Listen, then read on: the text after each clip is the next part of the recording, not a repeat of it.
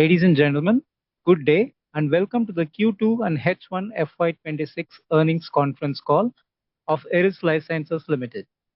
Today, we have with us on the call Mr. Amit Bakshi, Chairman and Managing Director, Mr. V. Krishna Kumar, Chief Operating Officer and Executive Director, Mr. Sachin Shah, Chief Financial Officer, and Ms. Kruti Raval, VP, M&A and Investor Relations.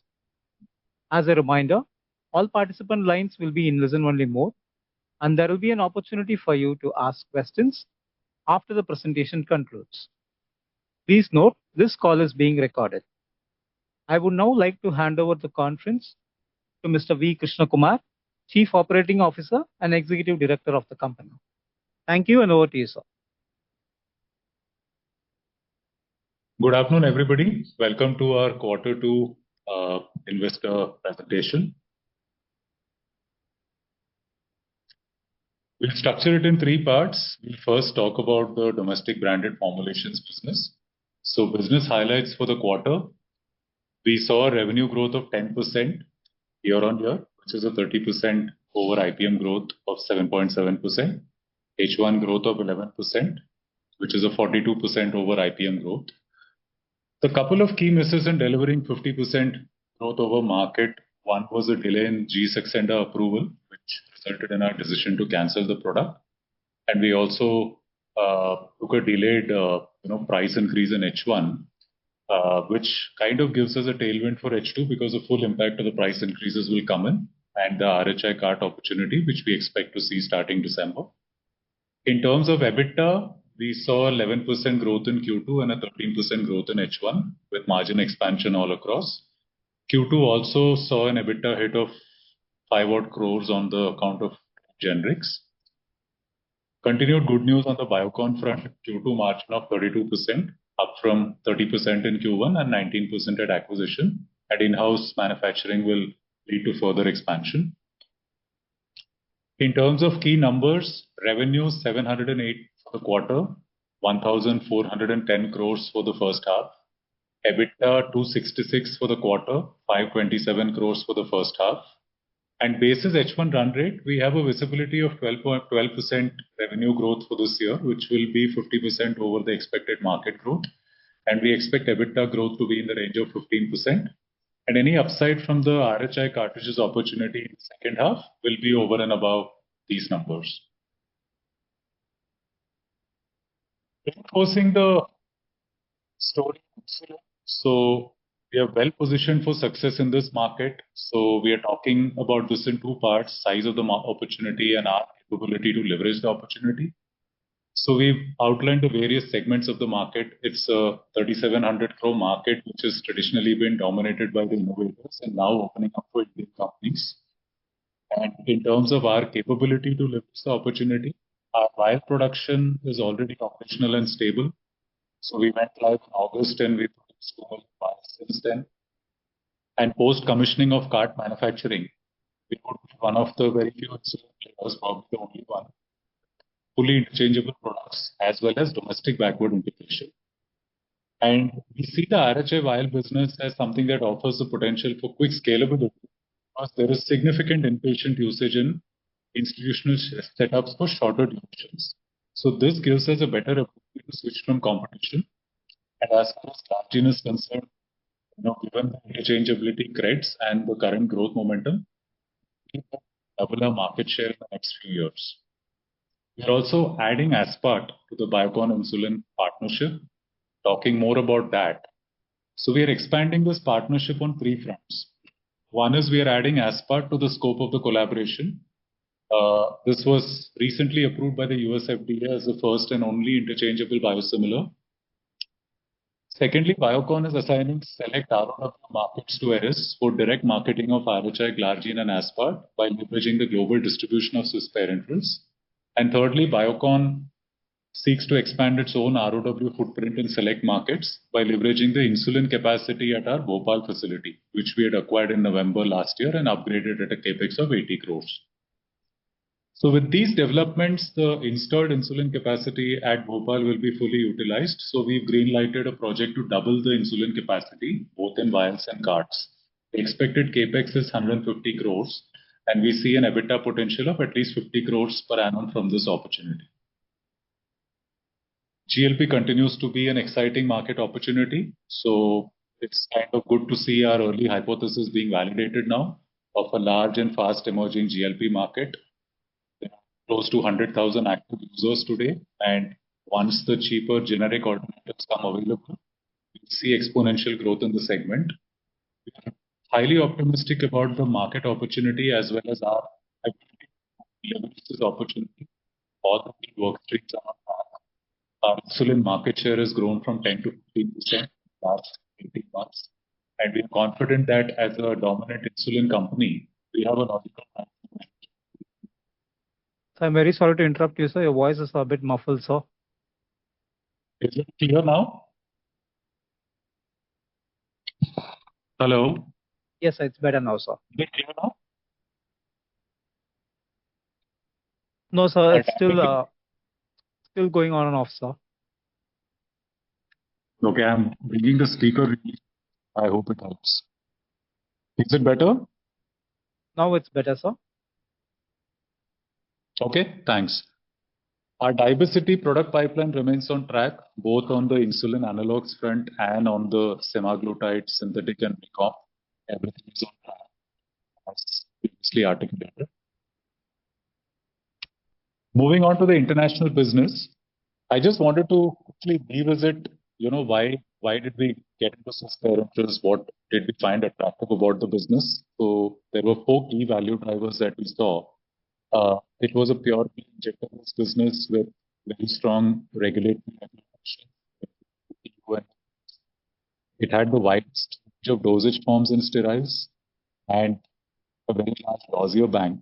And I think most importantly, Swiss was the only ROW-focused Indian pharma company with this kind of margins and not to mention the strong reputation for quality. It was a predominantly tender business, but well diversified across more than 80 markets. I think most importantly for us, we saw this as a viable platform for moving up the pyramid in the international markets, which we've spoken to before. So in the last 18 months, we have been taking focused action to expand capabilities on the technology front, on the manufacturing front, and on the go-to-market side. So on the tech side, we onboarded a R&D pharmaco, we expanded the R&D team. And most importantly, we developed centers of excellence in key segments because this is something that every company aspires to be known for, certain products or certain technologies. So these are emerging COEs for us. On the manufacturing side, we reinforced the regulatory approvals, got the Brazilian approval for the first time, and now Swiss is among the very few injectable companies to strengthen the quality.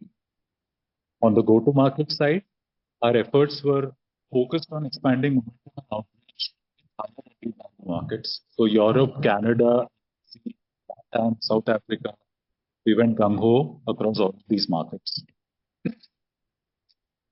We see significant impact and revenue visibility from these actions because we've seen the first purchase order from a European client on an injectable CDMO project. Happy to share that Swiss will exclusively manufacture for the innovator brand of the product. And the first leg of this project covers only 6 countries in Europe. And based on this, we have a revenue visibility of rupees 125 to 150 crores in the next financial year, with EBITDA margins similar to the business average. And we have discussions underway to expand the scope to 17 countries. In addition, we have discussions underway with a handful of marquee companies and some of our COEs, both for the innovator brand and loss of exclusivity opportunities, which would imply that we will be among the earliest units to the market. And the total book of business in EU CDMO has expanded significantly, which we'll talk about. But we've been talking to you for a while that this business will see significant inflection starting FY'27. So happy to share that we have the visibility now. In terms of overall business transformation, the EU CDMO book stood at 100 crores at the end of Q1, and now we are at 700 to 800 crores at the end of Q2. In terms of what it does to the quality of the business and the stickiness of the revenue, in FY'27, we expect that percentage of revenue from reg markets will be close to 30%, up from practically nothing at start.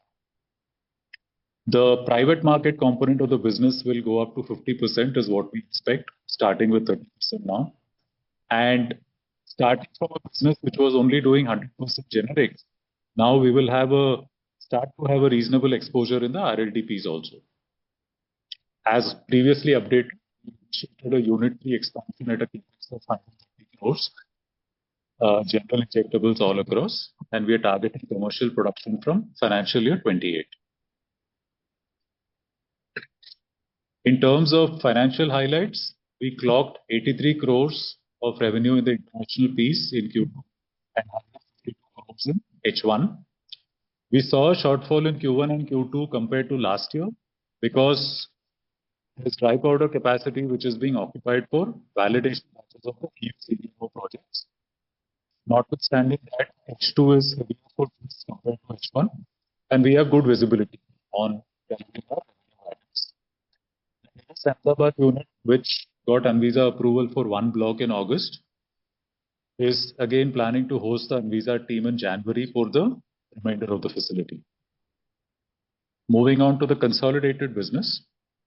Consolidated revenue for the quarter was 792 crores and for the half year was 1,565 crores. EBITDA for the quarter was 288 and EBITDA for the first half was 565 crores. EPS acceleration continues as guided. So Q2 PAT 134 crores, up 39%, and H1 PAT of 260 crores with a growth of 40%. Net debt stood at 2,278 crores at the end of quarter 2. So just putting all of this together, there are lucrative market opportunities which are driving the front loading of capex plans. So we had guided you to a capex of 750 to 800 crores over a 3-year period. There is no change in this guidance. There is a change in the timing because there is a Bhopal phase 2 expansion of 150 crores. There is a unit 3 for Swiss, which is at 130 crores. And our diversity pipeline and DS manufacturing at Levim also requires a second round of investment. So we see the capex outlay over the next 3 quarters to be at around 380 to 400 crores.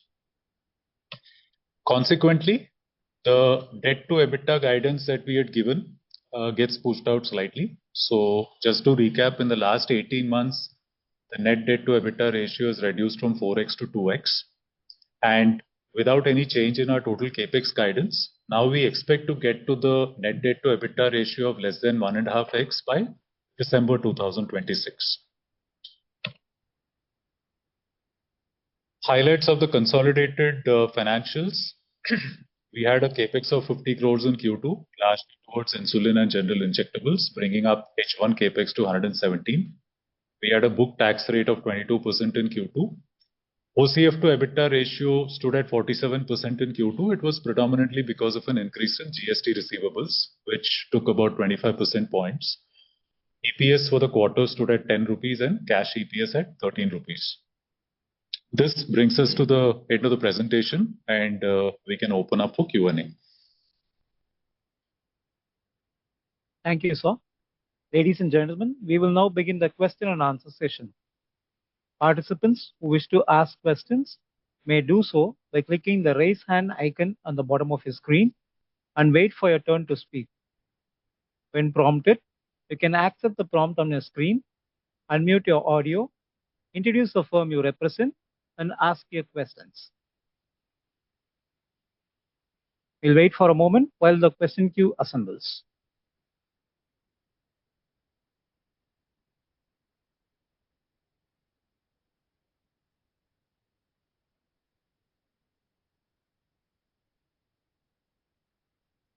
Participants who wish to ask questions may do so by clicking the raise hand icon on the bottom of your screen and wait for your turn to speak. We'll wait for a moment while the question queue assembles.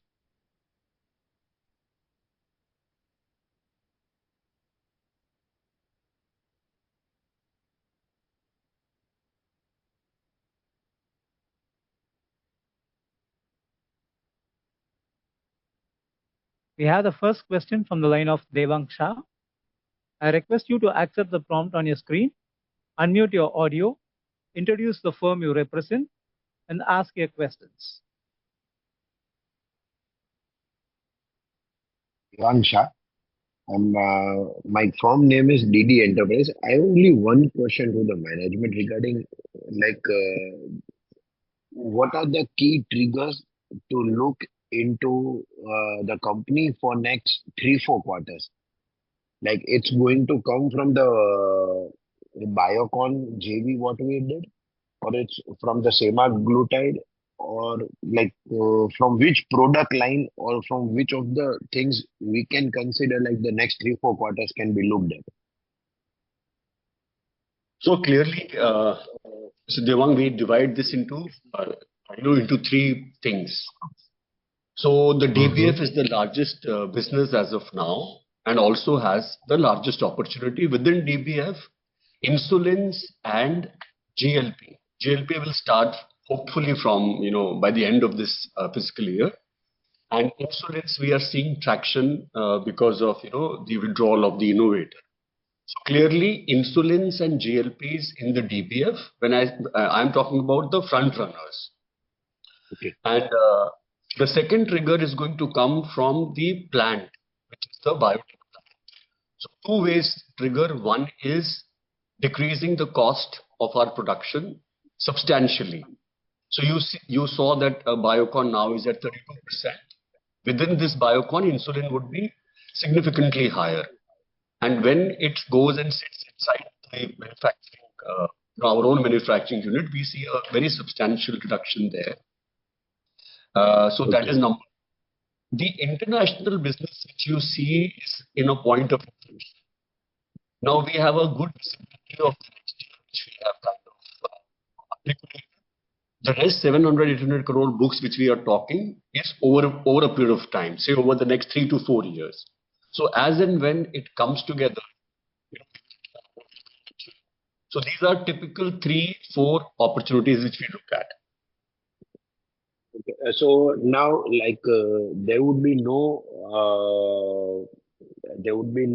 raising of the debt would be there in next 2-3 years, like by acquisitions or something like. Is there any plan to do some acquisition also?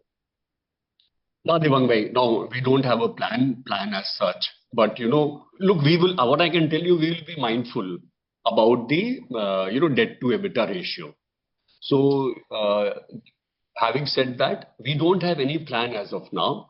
But if there is an opportunity, which is a good opportunity, but also doesn't really takes off from our EBITDA debt ratio, then we might. Okay. But if you're asking me a straight question today, the answer is no. Okay, that's fine. That's all from my side. That's fine. Right. Thank you. Thank you. The next question comes from the line of Harith Ahmed. I request you to accept the prompt on your screen, unmute your audio, introduce the firm you represent, and ask your question. Hi, good evening. Thanks for the opportunity. So my first question is on the insulin aspart product, which you mentioned is a targeted launch for the second half of FY'26. So trying to understand the status of this product from a regulatory standpoint. Has it been filed? When are we expecting the approval? And is this an exclusive arrangement that Biocon will have with Eris for the Indian market? Yeah. So hi, Harith. The second question is an easy one. First, it's an exclusive arrangement. The work has just started, so we have filed it. But it is not to change. So as per the guidelines, this should move fast, which gives us the kind of visibility on the second half of this year. But Harith, regulatory things are clear, so I would not like to put a finger on that.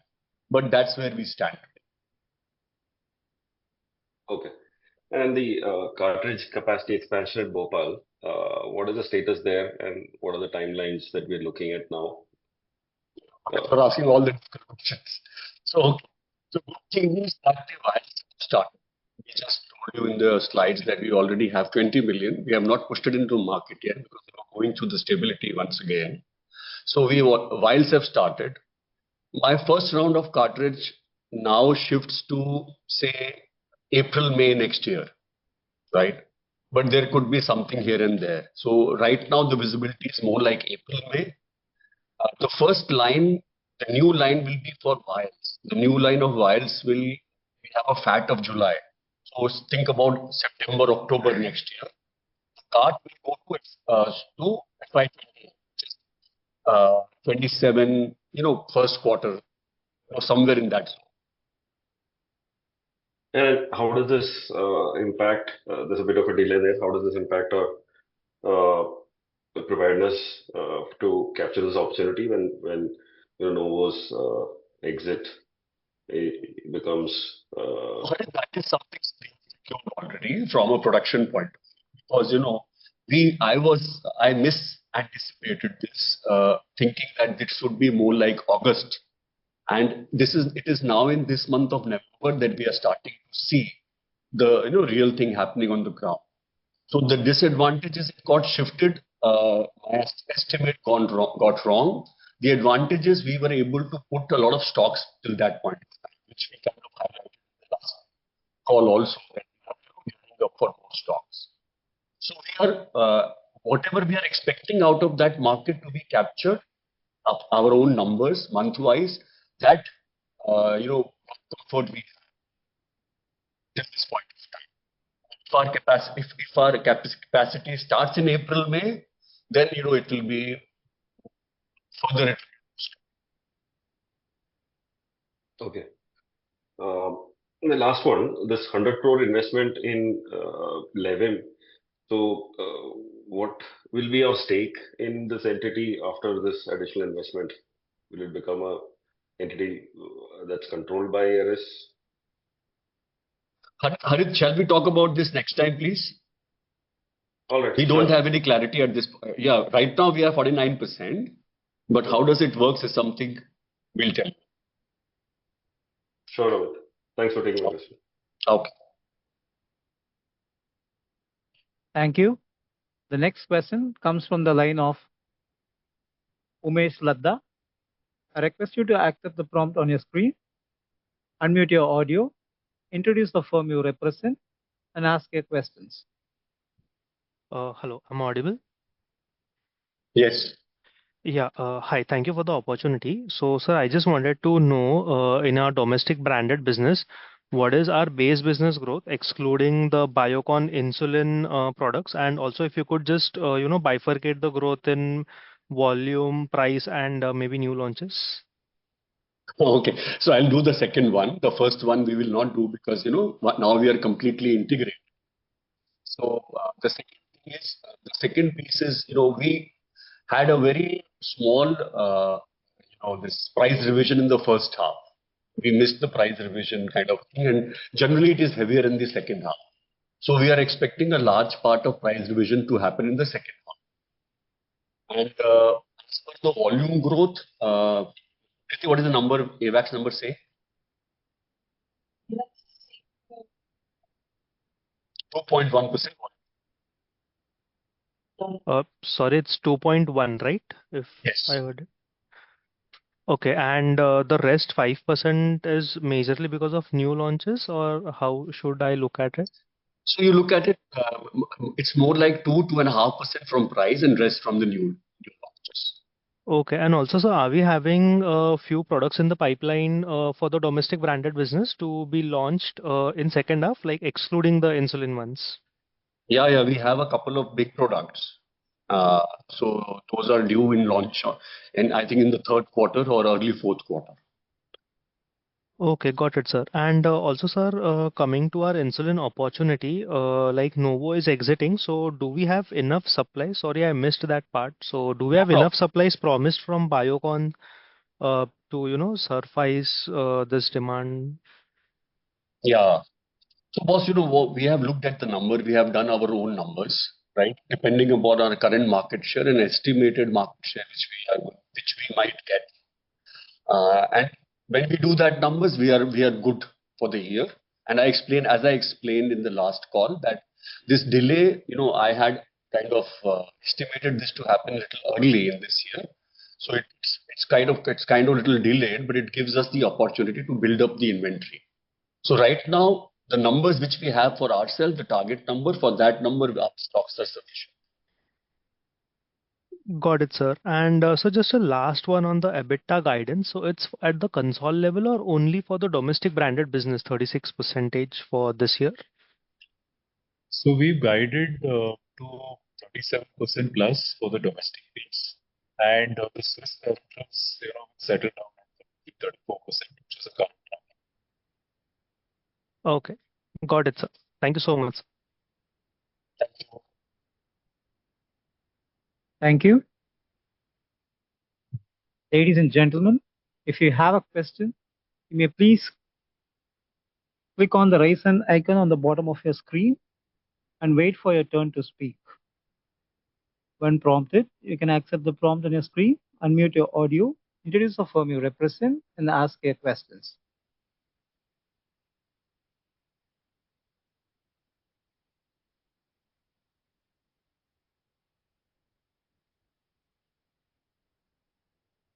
Ladies and gentlemen, if you wish to ask a question, you may do so by clicking the raise hand icon on the bottom of your screen. The next question comes from Karan Surana. I request you to accept the prompt on your screen, unmute your audio, and ask a question.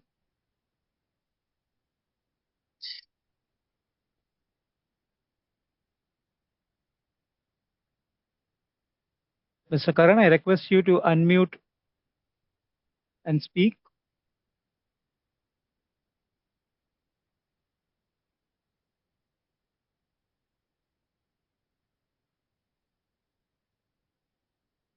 So there seems to be no response.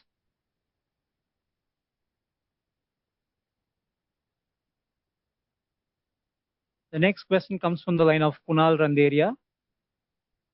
I request you to accept the prompt on your screen, unmute your audio, and ask a question, Mr. Kunal. Hi, good evening. Thank you for the opportunity. Sir, I understand you're not giving that Biocon business growth and all, but would it be kind of fair to assume that the insulin business growth would be slightly lower than the 10% growth that you did in the overall DBF business? No, it's the other way around. Oh, okay. Yeah. All right. And so, but the market is not growing. I mean, from a volume perspective, the market growth is actually very muted. So just want to understand how you are growing faster. So, boss, this is all shift which is happening. Please don't look at the volume growth indicated, but this is my view. Of course, we might have a different view also. My view is don't look at the data from either of the agencies. This is more of a shift which is happening from one brand to the other brand. And this shift, we see the whole gain coming from shift, not from the expansion of the market. And any which ways now, just to add upon that point, we feel that the human insulin's reflection is going more into, the consumption is going more into hospitals, right? Hospitals, nursing homes. And that is where the data will always be.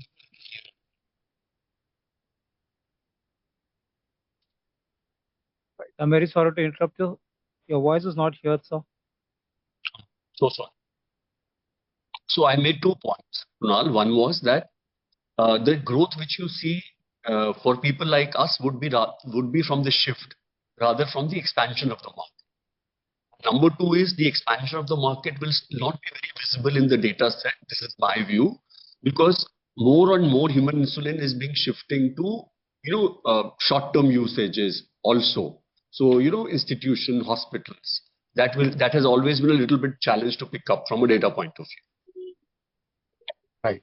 And Amit sir, is this the institutional opportunity that KK's earlier spoke of that you wish to tap in future? And how big would this potentially be?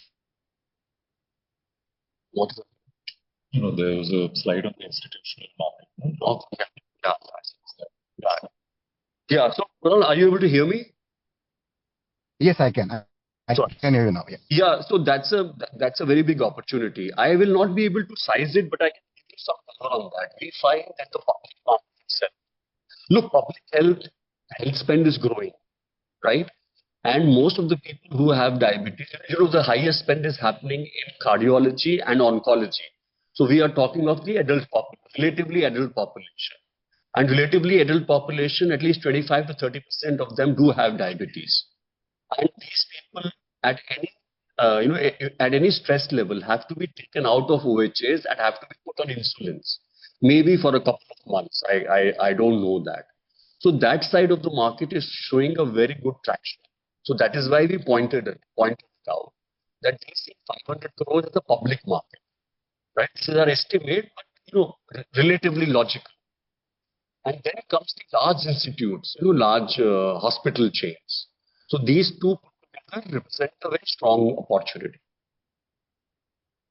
Got it. So that's helpful.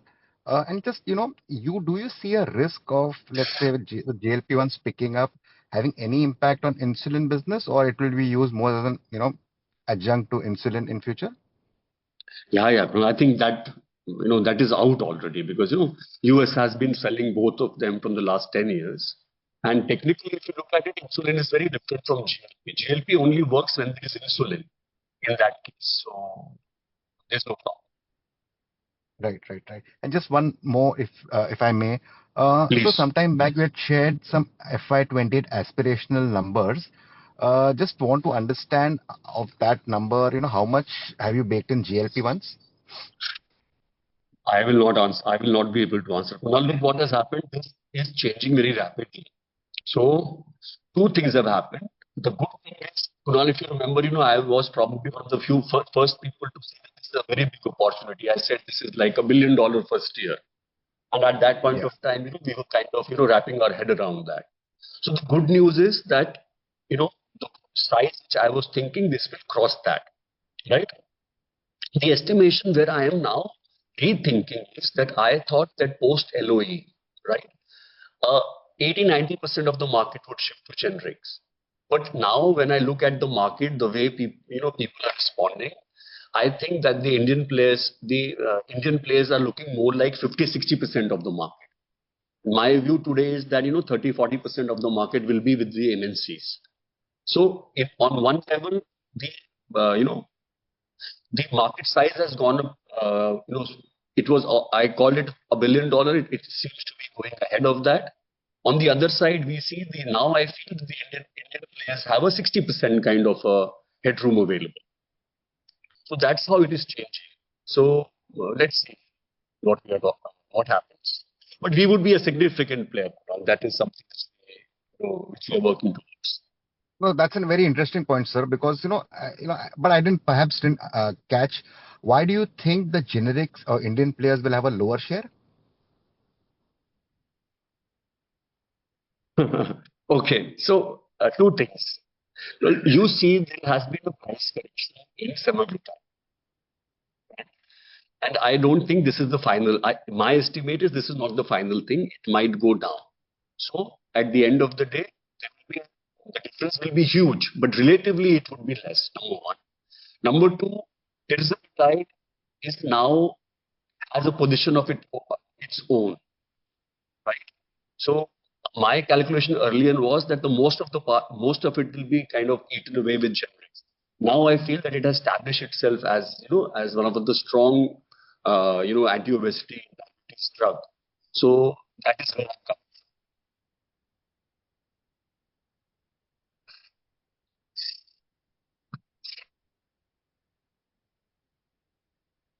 Now, does that answer the question?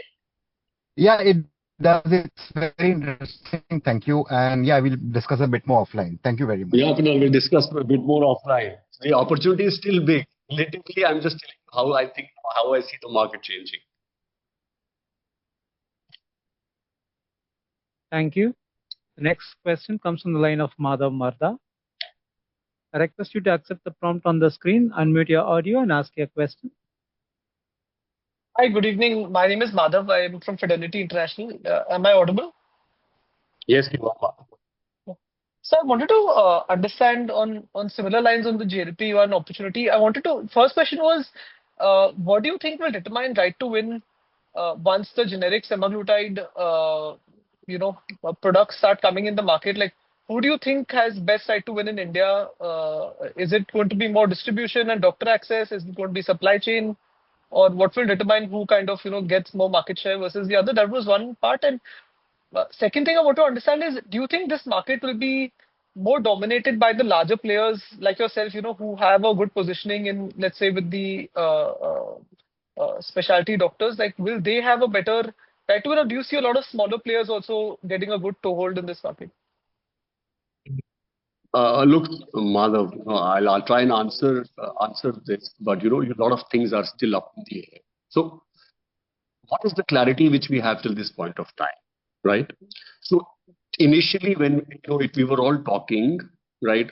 I'm sorry, I don't want to blabber, but just to make a point, that I was the person who raised my hand saying that this is diabetes. In the long term, this is diabetes first and weight loss next.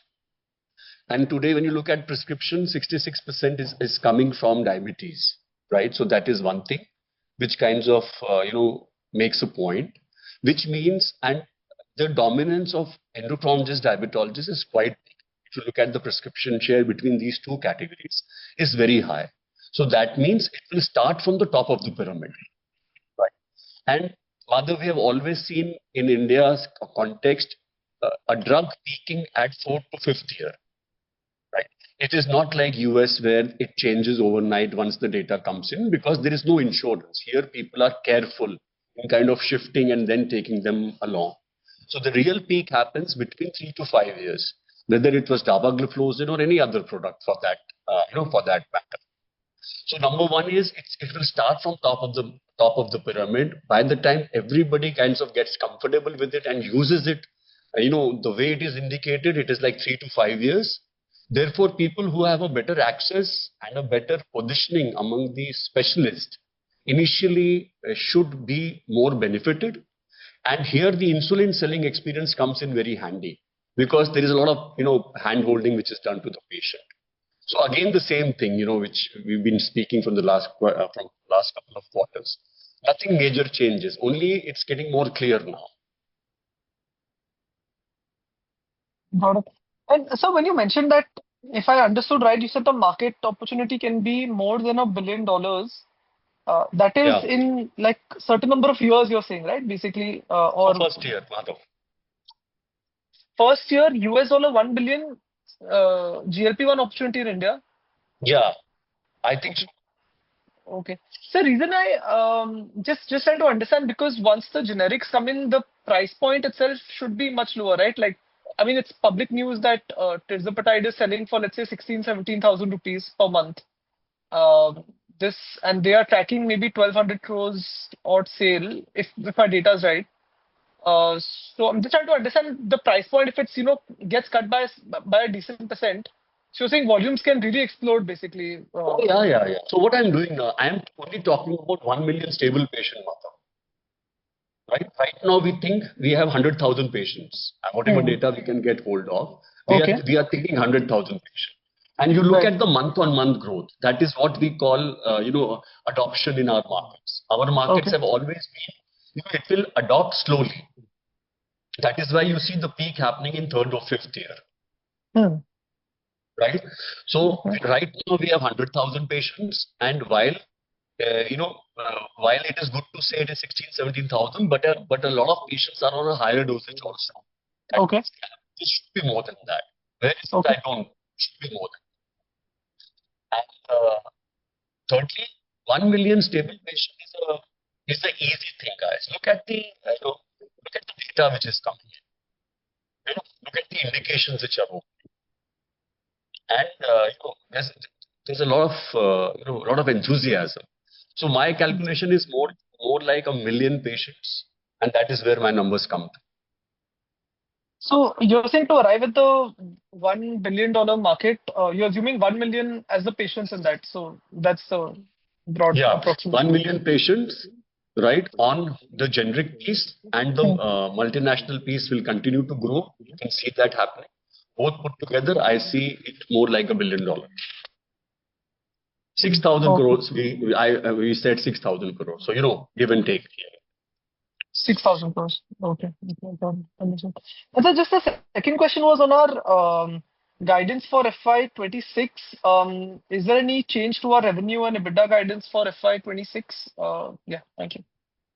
I don't know the numbers, but we have broadly guided for 50% ahead of the market. Kriti will, of course, tell you the numbers.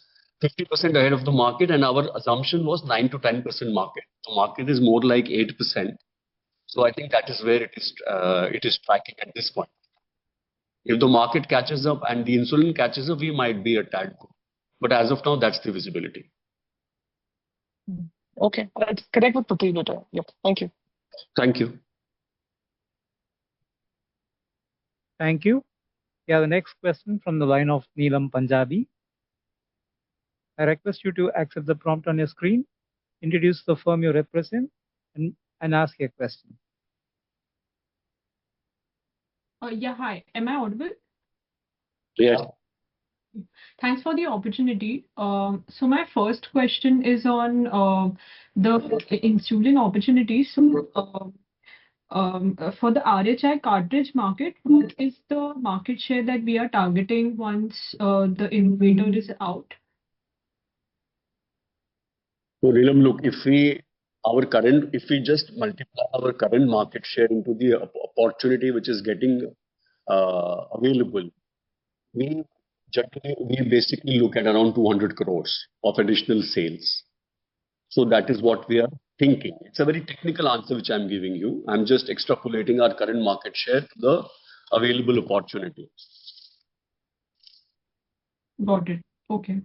And the second question is, you all have mentioned that the lower OCF to EBITDA ratio on account of an increase in GST receivables and statutory liabilities. So could you please provide some more clarity on this? Yeah, okay. Sachin, would you like to chip in? Yeah. So this GST is basically. Sachin, sir, I'm sorry to interrupt. Your voice is completely not audible, sir. Is it okay right now? Hello? Yes, sir. Please go ahead, sir. Is it fine now? Yes, sir. We can hear you now, sir. Yeah. So these GSTs are basically intercompany transactions that happen because of the change in distribution structure. So because one X company was selling to the Y company within the GST. So it's that.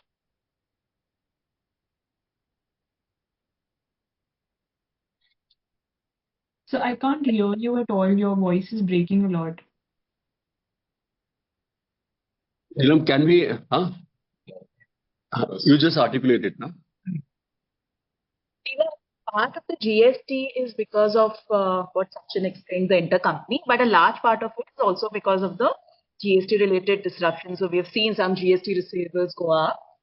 If you want more details, of course, let's connect offline on this. There's also a statutory liability piece to the OCF, which is contributing to OCF being lower. All right, I'll connect offline. Thank you. Thank you. The next question comes from the line of Rahul Agarwal. I request you to accept the prompt on your screen, unmute your audio, introduce the firm you represent, and ask a question. Thanks for the opportunity. This is Rahul Agarwal from Everflow Capital. On the international business, you mentioned that the EU CDMO order book is growing from 100 crores to 700 to 800 crores. Is this the total cumulative number, or is this an annualized number you are targeting over the next few years? And what sort of scale do you see in the international business over the next 3 to 4 years? Okay, to answer your first question, 700 to 800 crores is the annualized revenue potential from the order book. And as Amit explained earlier, it will ramp up over a period of time, depending on which dossier gets approved at what time. And the second question was, what is the kind of outlook for the international business? So we had outlined, I think, two aspirations. One is 700 crores by FY'28 and 1,000 crores by FY'30. So we retain those aspirations, and from the current momentum, it looks like we are well on our way. Got it. And we seem to have made significant investments on GLP-1 manufacturing, uh, and now making more with Levim, which is a different route. Uh, for GLP-1, will we look at manufacturing only for India, or are we also potentially going to use the manufacturing base for international markets? Right now, we have only permission for India. So we don't have permission from outside. But over a period of time, can it happen? Yes, of course, but not at this point. That's from the GLP-1. And the investment in GLP haven't been hasn't been made. The investment in Levin, we are looking for the entire pipeline which we showed you in this slide. So, get these products on the line, these investments are needed, and this investment is going in the infrastructure largely. Almost 70% of it is going in infrastructure. So once the infrastructure is built, it serves you for a long period of time. So that's where the idea is. Got it. Got it. And one last question on the insulin bit. You mentioned that there's been a bit of a delay in the estimates, but you'd expect the numbers to start coming in from November. Did we hear that right? And so the full impact should be visible in Q4 with the innovator Yeah. vacating that market? Yeah. So I can now tell you with a lot more confidence that the market intelligence tells us that vacuum has started building up. So you will see from November, we feel there'll be a little uptick in November, and then December onwards, it will start peaking, and we expect the peak to happen between April to June. Got it. Got it. Thank you so much for this. Those were the questions. Thank you. Thank you.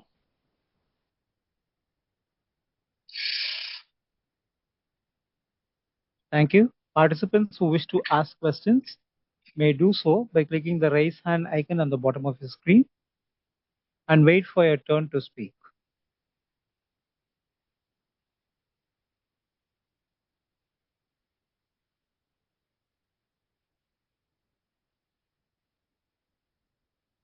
As there are no further questions, I would now like to hand the conference over to Mr. V. Krishna Kumar for the closing comments. Over to you, sir.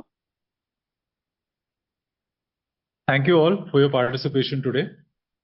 In summary, we delivered a 10% domestic formulations revenue growth in Q2, outperforming the market by over 30%.